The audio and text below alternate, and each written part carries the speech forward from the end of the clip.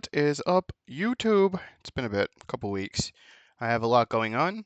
Um, Recording on my brand new coffee table, which is one of those like little lift lid things. Um, and I started working on my Cryx project. I bought 3 of this box. This is the Battlegroup box set. It comes with a caster, two baby chickens, and one of the heavy jacks. And the reason why you bought 3 is because on MSRP wise, if you were to buy just the baby jacks and the large jacks, large jack, it ends up being more than just buying this box. Now, there are websites out there that have deals, of course, but if they also sell this box, and this box is also discounted, and it still ends up being cheaper to buy the Battle Group box if you want the jacks, like just the cost of the jacks alone. Totally worth it. So, I bought 3 of these, and then I bought 1 heavy. This way I was at full FA because the FA for the baby little chickens is at 6. So 2, 4, 6. Ta-da. Quick math. And then I bought a single heavy. So this is, I don't think I've been able to review the new Steamforge packaging ever since I got it. And they did the same thing Privateer Press did. They went with very generic overall, like, once we take this out. Whoop, yeet. This packaging here is very generic and compared. They tell you, hey, there's an app. You can get it on the Play Store or the Apple Store. They have a QR code, the ages. Then this is MSRP directly from Steamforge is where I got this. So they have their own like little sticker UPC code. The back's very generic. I found this interesting though.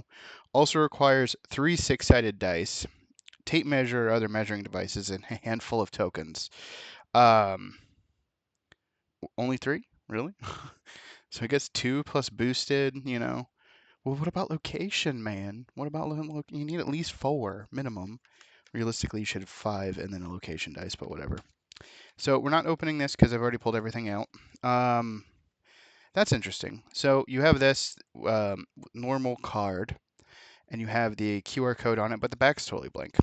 Back in the Privateer Press days, they normally put stuff on the back, like assembly guides or whatever, which I guess is what the QR code's for, but it is definitely a difference to see only single-side printing. I guess it's cheaper, and I'm not mad at that. Like, most of the time, you don't need the back assembly guide, especially on the older ones.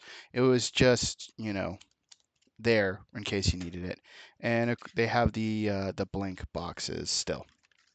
So, packaging, fairly bog standard. Kind of like it that they're still keeping this methodology. It shows good thinking ahead if you can use the same packaging for multiple stuff. And the only thing that they got to do different is slap a sticker on it. So good pre-planning. So first, I think we're going to go into the caster. Now, this guy I personally have not mucked around with too much. I have 3 of them. There are tons of micro supports in there. I'm going to have to take my hobby knife and go to town. Look at the back. Let's see if we can get it good on the back. Come on. You can do it. This is back to the Razer Keo. I kind of got it working. There we go. You can see those micro supports there. And I love the autofocus of this camera. Hopefully, I'm looking at getting an Insta Link 360 or whatever the heck it's called. Because I heard that's just as good, but we'll see. It's got the little jack head that he's holding there. At least I think, yeah, that's a Warjack head. And then there's a Signar arm from, I think that's a light jack right there. Yeah. Easy to mount. It's just that. So his little 40 mil base he'll go right on, and then because it's a jack, it'll easily go into like base inserts and stuff like that without any issues. And my basing plans for these guys, it will be pretty simple. He'll just seamlessly blend in. So I like the caster. As far as like rules goes, he's okay. He's not amazing. He's not one of the casters that a lot of people are playing right now, but who knows, in the future he might be better, especially if you know, there are some other big boys that he synergizes with. So let's move on to the Warjack itself. Now the heavy. I've already cleaned up 4 or 5 of these because I've cleaned up my original Grendel that I painted. I bought another Grendel off of a guy who bought multiple of that box because I wanted it unmagged because I glued up my first Grendel like a dumbass. So the second one is not glued. So I have an alternate chassis because the Grendel chassis is different than this chassis. It's an alternate. So, and I don't think they sell the alternate chassis like they do for some of the older armies. Because back in the day, when Privateer Press owned it, you had the alternate chassis for like all of the different warjacks, and they wanted you to use those with the characters, but you can use them for anything. But they're designed to be fully magged. That's ISFI everyone. Yeah, I just actually recently bought the alternate Chimera Beast Body because I'm going to use that for Skilla because it's meant for her. Although I want to see which one I like better between the OG and the alternate on Skilla, but that's neither here nor there. I'm going to mag her head out, so who cares? These things and the rib cage, if we can get it to focus in on that. This area right here, there's always micro supports, and they're such a pain in the ass to clean. That one I would say be careful. Use the back of the knife so you don't actually score or cut the plastic. There's always micro supports like where the chest armor meets the armpit. This area is usually clean, besides the like little armpit area. There's always a couple there on the underneath the main overhang. There we go. Small ones. There's always one like right here at the very back ridge that you have to clean up. But beyond that, it's like they're here or there between pipes. These are not egregious. I've cleaned out enough of these that I've seen most of where the supports are, and none of these were really challenging. The knife just, a good sharp hobby blade just slips right through them. Of course, they come on a 50 mil base, and we still have it. These are the generic 50 mils. These are the intermediary ones. So you had the privateer press ones, which would have the logo right here, which we don't have, no logo. So this is not a logo one, but it still has the peg holes. So this is probably still privateer press days, but during their wave 2. The wave 3 or the Steamforge ones, the only way I've seen those so far is in the 2-player starter set. That 50 mil is different than this 50 mil, just by feel, like different material, and the lip feels a little different, like not in a way that makes me upset. I don't mind it. You can definitely tell that there's a difference. I wish I had something new in box, but both of mine are built up right now, so I can't really show it. But there is definitely a difference between the starter bases and the OG Privateer Press / Steamforge Games ones. And again, that's not that big of a deal.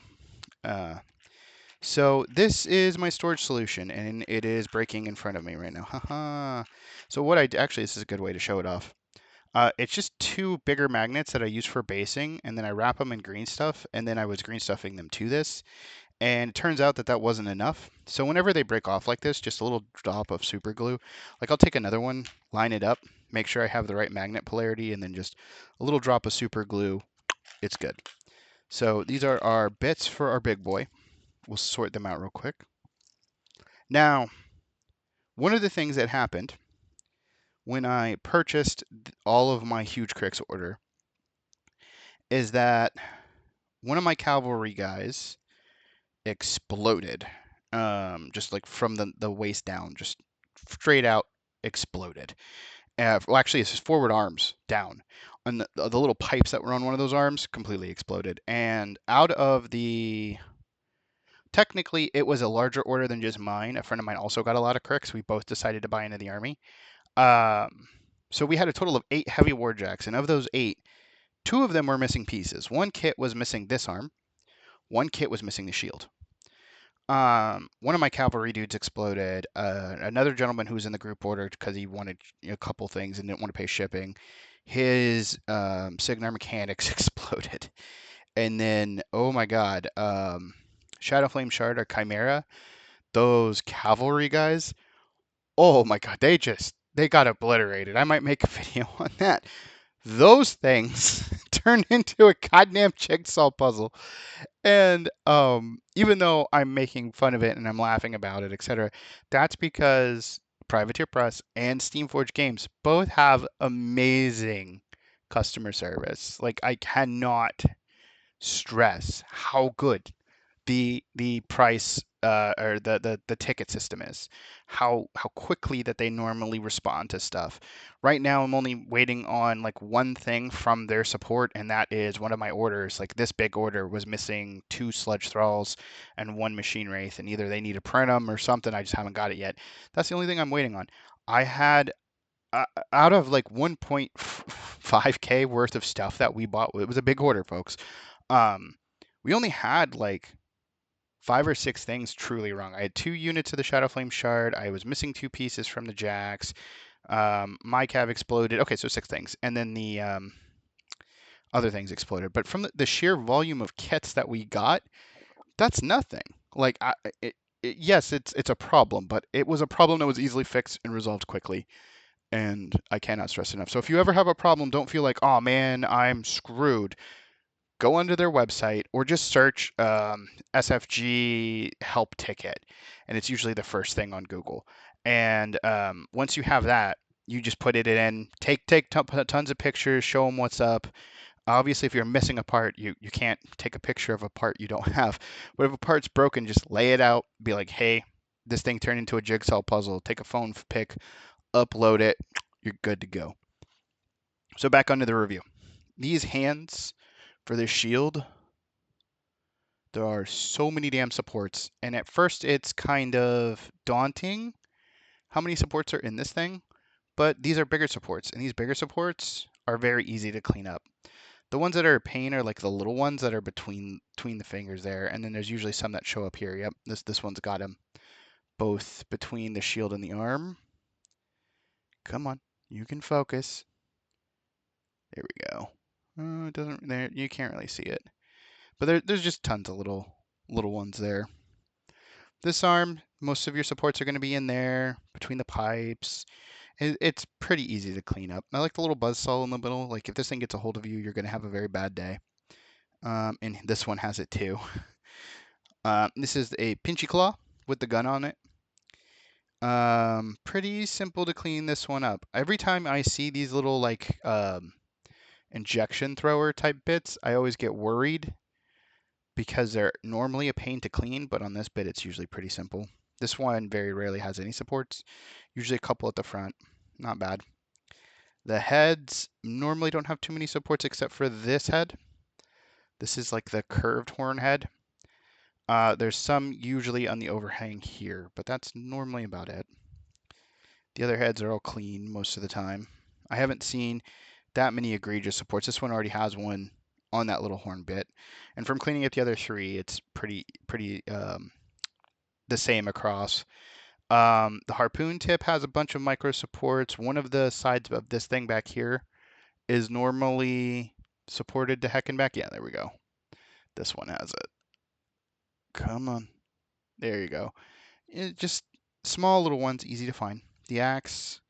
I don't know if this is supposed to be straighter or not. All of them seem to be curved, so I think I'm going to keep it that way.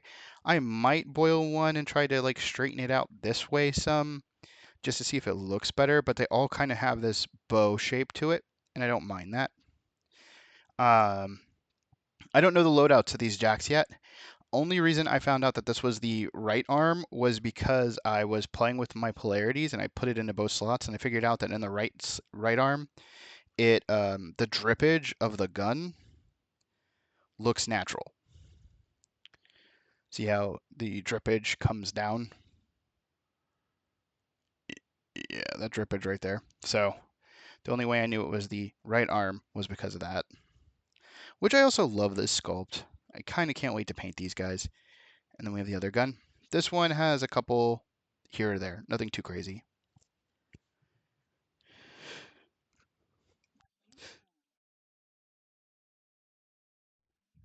Sorry, I had to mute it real quick because I had a sneeze. Um, but yeah, the heavy jack is pretty simplistic overall. Easy to store in the little storage boxes. I'll put the Amazon link for the ones that I use down in the thing. You get them in groups of 4. So for this project, you have to buy 3 because you have 6 light jacks, 4 heavies. And then I'm probably just going to throw Grindel's bits in one of them too. So that leads us on to the baby chickens. Now I'm only going to do one set of their equipment, but I'm going to do both bodies because there is actually a difference in their bodies, which I think is great. The fact that they give you two alternate bodies is really cool. You can tell by the feet. That's how I figured it out at first. I didn't even really look at them. I was too busy looking at supports. But the bottom of their feet is completely different. And then when you actually start looking at them, you see more and more differences. Like the top carapace here. We'll do it this way. Come on, you can do it. That one has a little horn and the way that the armor is set up. Well, this one does not. No horn. He's hornless. I am having issues with, because I've already magged 4 of these up, right? I'm having issues with some of them with fitting things into the top here. I've been using one of the, here, I'll grab it. I actually have it off to the side. One of these, which is what I use for priming and airbrushing and everything, the gator clip on the end of the metal stick. And I've been using that to get my pushing, like give me leverage without hurting it, because the tips here are the perfect size to be able to go between this.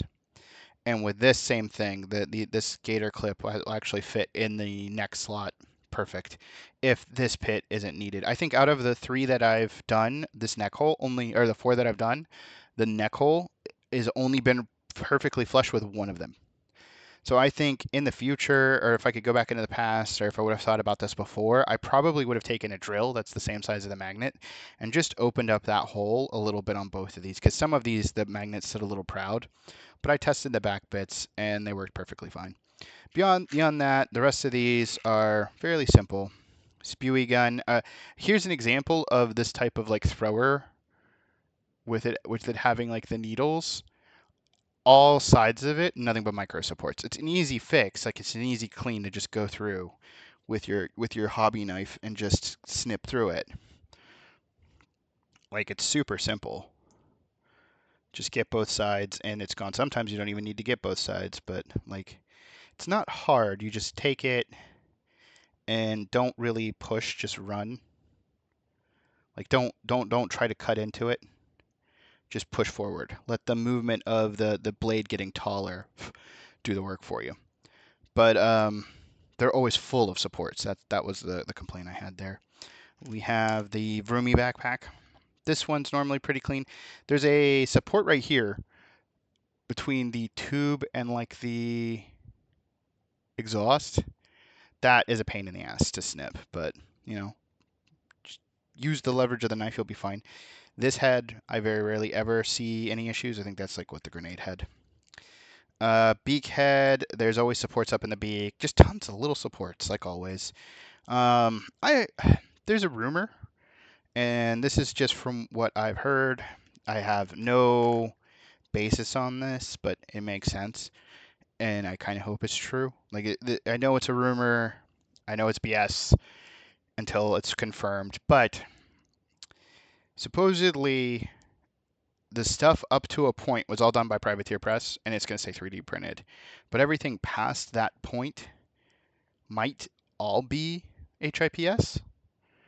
And if that's true, because like that's the way Shadows and Scum is coming, I'm all for that. Like I would rather it be HIPS because it's easier to snip and clean and get rid of mold lines, there versus all of these tiny little damn supports. And I guess it's the same thing as, smoothing mold lines, but it's easier for me to take an individual piece that I have full 360 and just, back of the knife, remove mold lines versus having to get in sideways like I'm doing some form of like awkward ass surgery to get rid of some of these tiny supports, but to each their own.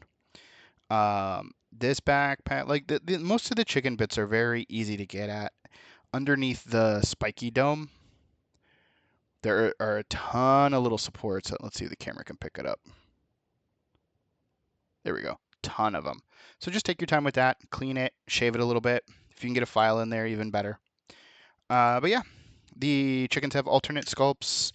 The back pieces and mouth pieces are all the same. If you mag them all the same polarity, you'll be fine. It's just a good box. It's a good value. So Project Cryx is almost done. Like I said, I'm personally missing one thing of Biothralls and the one Machine Wraith.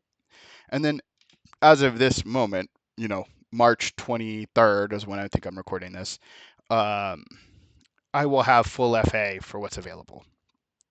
We know that there's a good chance that they'll be getting a cadre.